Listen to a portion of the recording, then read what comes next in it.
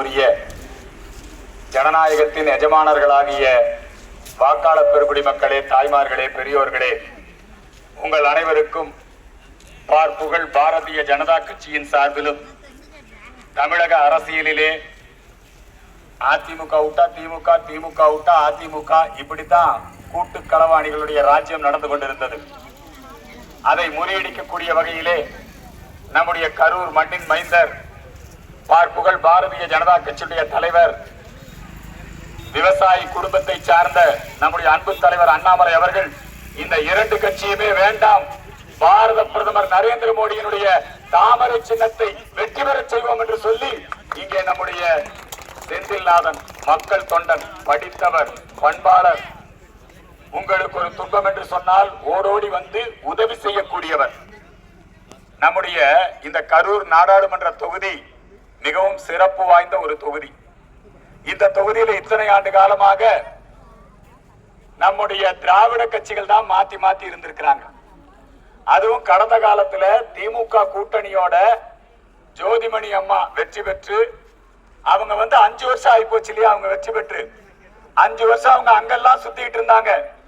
ஆனா இந்த கரூர் மக்களுக்கு என்ன தேவை, இந்த நாடாளுமன்ற தொகுதியில இருக்கக்கூடிய விவசாயிகளுக்கு என்ன தேவை, நெசவாளிகளுக்கு என்ன தேவை, இந்த ஜவுளி தொழிலுக்கு என்ன தேவை, இத பத்தி ஒரு நாள் கூட பார்லிமெண்ட்ல பேசினது இல்ல, ஏன் தொகுதி பக்கமே வந்ததில்ல. இப்ப ஜோதிமணி அம்மா ஓட்டு கேட்க போனா எங்க போனாலும் மக்கள் கேள்வி கேட்கிறாங்க. சண்டைக்கு நிக்குது அந்த அம்மா எல்லாத்துக்கிட்டையும், கண்டா வர சொல்லுங்கிறாங்க. நீங்க யாராவது பாத்தீங்களா? கடந்த முறை ஓட்டு கேட்கறதுக்கு வந்திருப்பாங்க ஜோதிமணி அம்மா, அதுக்கப்புறம் இங்க வந்திருக்காங்களா? ஆனால் நம்முடைய பாரத பிரதமர் நரேந்திர மோடியினுடைய ஆசி பெற்ற நம்முடைய வேட்பாளர் செந்தில்நாதன் அப்படி அல்ல. உங்களில் ஒருவராக இருப்பவர், உங்களோடு இருப்பவர், உங்களுக்காக அனுதினமும் ஓயாது சிந்தித்து ஒத்துழைப்பு கொடுப்பவர். இந்த கிராமத்துல ஒரு ஏழை குழந்தைக்கு ஒரு மருத்துவ உதவி என்று சொல்லுகிற பொழுது அவர் சொல்றதை வெளியே சொல்லல, செய்யறதை வெளியே சொல்லல. ஆனாலும் அந்த மருத்துவ உதவியை இங்கே செய்து கொடுத்திருக்கிறார். இங்கே தலை சிறந்த ஒரு பொங்கல் விழாவை நடத்தி இருக்கிறார். என்றும் உங்களோடு இருப்பார் திரு செந்தில்நாதன். நம்ம ஏன் பிஜேபிக்கு ஓட்டு போடணும், தாமரை சின்னத்துக்கு ஏன் ஓட்டு போடணும்? ரொம்ப முக்கியம் என்ன தெரியுமா? இங்க வந்திருக்கீங்கல்ல, நீங்க எல்லாரும் ஒரு 2-3 வருஷத்துக்கு முன்னாடி கொரோனாங்கிற ஒரு மிகப்பெரிய நோய் வந்தது. நோய் வந்ததா இல்லையா? நாம எல்லாம் வீட்டுக்குள்ளேயே இருந்தோம், வெளியே போக முடியல. அது ஒரு தொற்று நோய். இந்த நோய் அமெரிக்கானால சமாளிக்க முடியல, பிரான்ஸ் நாட்டினால சமாளிக்க முடியல. ஆனால் நம்முடைய பாரத நாட்டில் இந்த கொரோனா நோய் காலத்தில் மக்கள் எல்லாம் முழு ஊரடங்கு என்று வீடுகளிலே முடங்கி கிடந்த போது யார் சாப்பாடு போடுவா? நம்முடைய பாரத பிரதமர் நரேந்திர மோடி ஊரடங்கு காலம் முழுவதுமே அத்துணை மக்களுக்கும் உணவு தானியங்களை இலவசமாக வழங்கினார் நம்முடைய நரேந்திர மோடி. அந்த கொரோனா காலத்துல இந்த நாட்டில் இருக்கிற எல்லா பெண்களுக்கும் நேரடியாக வங்கி கணக்கிலே 500 ரூபாய் நேரடியாக வங்கி கணக்கிலே வரவு வைத்தார் நரேந்திர மோடி. நம்முடைய நாட்டினுடைய மருத்துவர்கள் மூலமாக கொரோனா தடுப்பூசியை கண்டுபிடித்து அந்த தடுப்பூசியை எல்லாரும் எத்தனை டோஸ் போட்டுங்க? 2 டோஸ் எல்லாத்துக்கும் இலவசமாக நாடு முழுக்க இருக்கக்கூடிய 160 கோடி மக்களுக்கும் கொரோனா நோய் தடுப்பு ஊசியை போட்டு இந்த மக்களுடைய உயிரை காப்பாற்றியவர் நம்முடைய பாரத பிரதமர் நரேந்திர மோடி அவர்கள். ஆனா இங்க இருக்கிறவங்க அப்படி அல்ல. நம்முடைய நரேந்திர மோடி அவர்களுடைய திட்டங்கள் இங்கே இருக்கக்கூடிய விவசாயிகளுக்கு வருடத்திற்கு 6000 ரூபாய் நேரடியா வங்கி கணக்குல. நம்ம நாட்டுல எல்லா மக்களுக்கும் வங்கி கணக்கு ஆரம்பிச்சு ஜன்தன் திட்டம், எல்லாருக்கும் வங்கி கணக்கு, 0 பேலன்ஸ் வச்சுக்கலாம். அரசாங்கம் எந்த உதவி பண்ணாலும் நேரடியா வங்கி கணக்குல வந்துடும். இப்ப திமுக அப்படி அல்ல, அதிமுக அப்படி அல்ல. பொங்கலுக்கு 1000 ரூபாய் கொடுக்குறாங்கன்னா அதை கட்சிக்காரன் வாங்கி வச்சுக்குவான், 2 500 ரூபாய் நோட்டா மாத்தி வச்சுக்குவான், அதுல 100 ரூபாய் எடுத்துக்குவான், எடுத்துக்கிட்டு உங்ககிட்ட கொண்டு கொடுப்பான். நேரடியா வங்கி கணக்குல வர வைக்கிறது இல்ல. இது மாதிரி நம்முடைய நரேந்திர மோடி அவர்களுடைய பல திட்டங்கள், பெண்களுக்கான திட்டம். நரேந்திர மோடி அவர்கள் பெண்களை முன்னிலைப்படுத்தி அவர்களை தொழில் முனைவோர் ஆக்க வேண்டும் என்று சொல்லி கடந்த 10 ஆண்டுகள்ல பெண்கள் 2 கோடி பெண்களை லட்சாதிபதிகளாக அவர்களுக்கு சுய உதவி குழுக்கள் மூலமாக அவர்களுக்கு பணம் மாத்திருக்காரு. இந்த வரக்கூடிய காலகட்டத்தில் அடுத்த 5 ஆண்டுல 3 கோடி பெண்களை லட்சாதிபதிகளாக மாற்றுவதற்கு நரேந்திர மோடி திட்டம் வச்சிருக்காரு. அப்புறம் நமக்கெல்லாம் ரொம்ப முக்கியமான பிரச்சனை என்ன தெரியுமா? கரண்ட் பிரச்சனை. கரண்ட் வந்துங்க திமுக ஆட்சிக்கு வந்தாலே என்னாகும்? கரண்ட் கட்டு வந்துடும். இப்ப பிரதமர் மோடி அறிவிச்சிருக்காரு சூரிய ஒளி மின் உற்பத்தி திட்டம். கரண்ட் பில்லை இனி நம்ம கட்ட வேண்டியதில்ல, மின் கட்டணமே செலுத்த வேண்டியதில்ல. நம்ம வீட்டுல நமக்கு தேவையான மின்சாரத்தை நாமே உற்பத்தி செய்து கொள்ளலாம். நம்ம வீட்டு கூரையில மின் தகடுகள் அமைத்து பிரதம மந்திரி சூரிய மின் உற்பத்தி திட்டம். இப்படி எல்லாம் நெடுநோக்கா சிந்திக்கிறோம். சூரிய மின் உற்பத்தி மட்டுமல்ல, எங்க போனாலும் பெட்ரோல் டீசல் நமக்கு விலைவாசி உயர்வு வந்ததுன்னா மிகப்பெரிய கஷ்டமா இருக்கு. இந்த பெட்ரோல் டீசலுக்கு மாற்றாக அடுத்து நரேந்திர மோடியுடைய ஆட்சி காலத்திலே பெட்ரோல் டீசலுக்கு மாற்றாக பெட்ரோல்ல கரும்புல இருந்து எடுக்கிறாங்க இல்லையா எத்தனால், அரிசி கோதுமை அதுல இருந்து இருக்கக்கூடிய எரிபொருளை நம்முடைய இன்ஜின்ல நம்முடைய பெட்ரோலோட ஒரு 30% 40% கலந்து இந்த நாடு முழுக்க எத்தனால் எரிபொருளை அறிமுகப்படுத்தி பெட்ரோல் டீசல் எரிபொருள் தேவையை முழுமையாக ரத்து செய்யக்கூடிய ஒரு முடிவை இன்னைக்கு மோடி எடுத்திருக்கார். நம்முடைய பாரத பிரதமர் நரேந்திர மோடி அனைவருக்கும் வீடு திட்டம். தமிழ்நாட்டிலே 17 லட்சம் வீடுகள் நரேந்திர மோடி அரசாங்கத்தால் கட்டி கொடுக்கப்பட்டிருக்கிறது.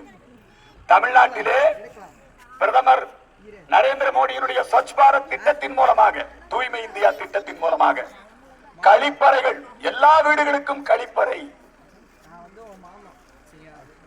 கோடிக்கணக்கான கழிப்பறைகள் எல்லா கிராமங்களிலும் நரேந்திர மோடியினுடைய திட்டத்திலே கட்டி கொடுக்கப்பட்டது. அது மட்டுமல்ல, பாரத பிரதமர் நரேந்திர மோடியினுடைய முத்ரா வங்கி கடனிலே இந்தியாவிலேயே தமிழகத்திலே தான் அதிகமான இளைஞர்களுக்கு இந்த முத்ரா வங்கி கடன் கிடைத்திருக்கிறது. தொழில் முனைவோர்களாக மாறி இருக்கிறார்கள். அது மட்டுமல்ல, எங்கு பார்த்தாலும் வாஜ்பாய் ஆட்சி காலத்தில் தங்க நாற்கர சாலை, இப்பொழுது நம்முடைய பாரத பிரதமர் நரேந்திர மோடி ஆட்சிக்கு வந்த பிறகு பொலிவுறு நகர திட்டம், நல்ல சாலைகள், நல்ல ரயில் வசதி, வந்தே பாரத் ரயில் வசதி, நல்ல ரயில் வசதிகள், ரயில் நிலையங்களுடைய தரத்தை உயர்த்துதல். நம்முடைய பிஜேபி 3வது முறையாக நம்முடைய பாரத பிரதமர் நரேந்திர மோடி ஆட்சிக்கு வர வேண்டும். அது 100% நடக்க போகுது. 3வது முறையா இப்ப எதிர்க்கட்சி எல்லாம் இருக்காங்க இல்லையா, நம்ம திமுக யார பிரதமராக இருக்க அவங்க ஓட்டு கேட்க முடியும். அவங்க கிட்ட பிரதமர் வேட்பாளரே கிடையாது. அதிமுக அண்ணன் எடப்பாடி யார பிரதமராக இருக்க ஓட்டு கேட்கிறாரு, அவங்க கிட்ட பிரதமர் வேட்பாளர் கிடையாது. அதனாலதான் டாக்டர் என்ன பண்ணாருன்னா, நாம ஒரு பிரதமர் வேட்பாளரை நாம சொல்லி நரேந்திர மோடியை சொல்லி ஓட்டு கேட்கணும், நாம ஒரு வெற்றி கூட்டணி அமைக்கணும்னு பாட்டாளி மக்கள் கட்சியுடைய தலைவர் டாக்டர் ராமதாஸ் ஐயா அவர்கள் இந்த கூட்டணியில இணைந்து மீண்டும் மோடி வேண்டும் மோடி, நம்முடைய டிடிவி தினகரன் அவர்கள் அவர்களுடைய ஆசியும் ஆதரவும் பெற்ற வேட்பாளர், தமிழ் மாநில காங்கிரஸ் தன்மான காங்கிரஸ் ஐயா ஜி.கே. வாசன் அவர்களுடைய ஆசி பெற்ற வேட்பாளர். தமிழகத்திலே லஞ்ச ஊழலுக்கு எதிராக திமுகவினுடைய லஞ்ச ஊழலை வெளிப்படுத்தியவர் நம்முடைய Annamalai. DMK files 1, DMK files 2 இல்லையா? இந்த திமுக மேல ஊழல் குற்றச்சாட்டு எல்லாம் அண்ணாமலை வெளிப்படுத்தி, உங்களுக்கு தெரியும் இந்த கரூர் கேங், கரூர்ல கடந்த முறை தேர்தலில் என்ன வாக்குறுதி கொடுத்தாரு? திமுக 5 மணிக்கு ஜெயிக்குதுன்னா அடுத்த 5:05க்கு எல்லாரும் வண்டியோட ஆத்துக்குள்ள இறங்கலாம், மணல் எடுக்கலாம்னாரு. அந்த ஆள் இன்னைக்கு ஜெயில இருக்காரு. அவர் பண்ண பாவம் ஜெயில இருக்காரு. நம்ம நாட்டுல, இந்த தமிழ்நாட்டுல மந்திரி எல்லாம் லஞ்ச ஊழல் பண்ணி, ஒரு ஆளு பொன்முடின்னு பேருங்க. இப்ப தமிழகத்துல திமுக முதலமைச்சர் கடந்த 2.5 ஆண்டு காலத்துல அவங்களுடைய மந்திரிகள் பல பேர் ஜெயிலுக்கு போயிட்டான். நீதிமன்றத்துல தண்டிக்கப்பட்டு பொன்முடி செம்மண்ண சுரண்டி வித்து ஜெயிலுக்கு போயிருக்காரு. கரூர்ல வேலை வாங்கி தருவதாக மோசடி செய்து செந்தில் பாலாஜி ஜெயிலுக்கு போயிருக்காரு. இன்றைக்கு நம்முடைய அண்ணாமலை அவர்களுடைய நடவடிக்கையின் காரணமாக, லஞ்ச ஊழல் எதிர்ப்பு நடவடிக்கையின் காரணமாக ஒரு நல்ல நிர்வாகம் இந்த தமிழகத்துக்கு வரணும். பெருந்தலைவர் காமராஜர் போல ஒரு ஊழலற்ற வளர்ச்சியை மையமாக கொண்ட, இப்ப திராவிட மாடல்ங்கிறாங்களே, திராவிட மாடல்னா என்ன? சாராய மாடல் தான், டாஸ்மாக் மாடல் தான் திராவிட மாடல். இப்ப சாராய மாடலை தாண்டி எங்க பார்த்தாலும் போதைப் பொருள் கடத்தல். ஜாபர் சாதிக்குன்னு ஒருத்தன் போதை மருந்த கடத்தவன், அவன் நம்முடைய முதலமைச்சருடைய கட்சியில, திமுக கட்சியில அயலக அணி செயலாளரா இருக்கான். அவங்களுக்கு பாதுகாப்பு கொடுக்குறாங்க. எங்க பார்த்தாலும் கஞ்சா, உதயநிதியை கஞ்சா நிதின்னு தான் சொல்லணும். இவங்க எல்லாம் இன்றைக்கு நம்முடைய எதிர்கால சமுதாயத்தை எப்படி இளைஞர்களை போதைப் பொருளுக்கு அடிமையா, சாராயத்துக்கு அடிமையா வச்சிருக்கிறாங்க. இந்த அவலமான திராவிட மாடலை மாற்ற வேண்டும். ஒரு திராவிடத்துக்கு இன்னொரு திராவிட மாற்று இல்ல. அதிமுக மாற்று திமுக இல்ல, திமுக மாற்று அதிமுக இல்ல.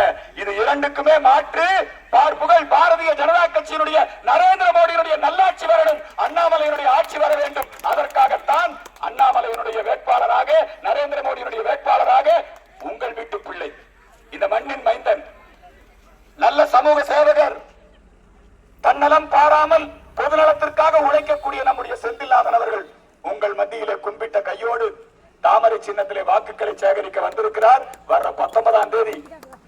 அவங்க எல்லாம் பணபலத்தை நம்பி நிற்கிறாங்க. யாருங்க? அந்த கேங்கும், இல கேங்கும் சரி, கை கேங்கும் சரி.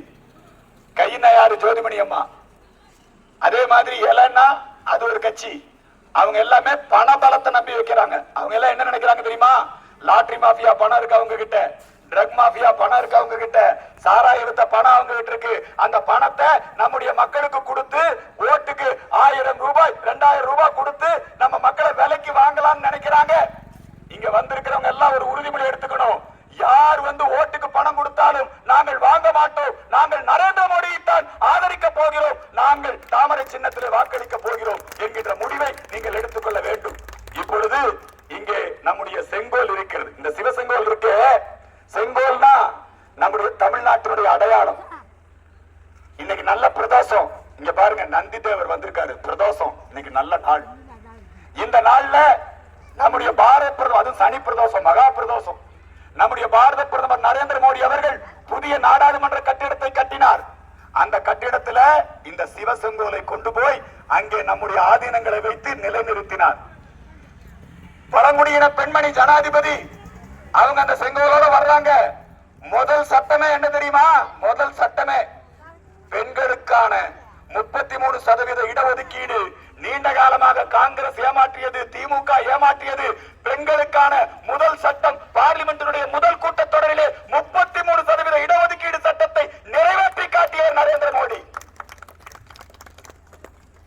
பெண் குழந்தைகளை படிக்க வைக்க வேண்டும். பேட்டி படாவ் பேட்டி பச்சாவ், பெண் குழந்தைகளை காப்பாற்ற வேண்டும். நரேந்திர மோடி அல்லும் பகலும் அயராது இந்த நாட்டை காப்பாற்ற உழைத்துக் கொண்டிருக்கிறார்.